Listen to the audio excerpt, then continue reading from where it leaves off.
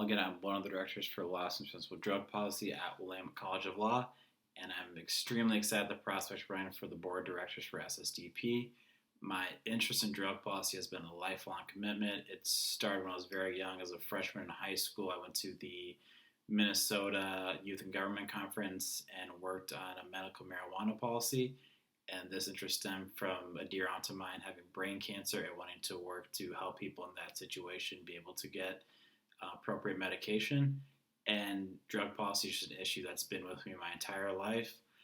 As an undergrad, that was during the Black Lives Matter campaigns, the incidents in Ferguson and across the country of criminal justice reform, the need for change in drug policy.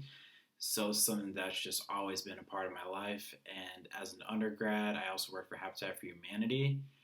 And I was able to kind of combine my interest in criminal justice reform and economic development through pushing cannabis social equity initiatives.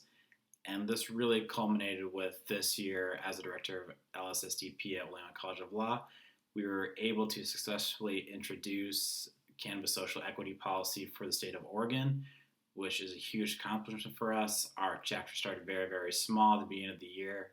Our CAT engagement points, we were ranked somewhere around 240, and I believe we cracked the top 10. And that was through a grassroots effort of reaching out to every legislator we could, Republican, Democrat, just trying to push our policy across. And this has culminated in us being able to actually present a bill for the 2020 session, which we hope will pass. And as a board of director, I think I'll be very, very helpful in creating a coalition for drug policy on the West Coast, and also being able to reach out to other campuses and show that the war on drugs mostly affects young people.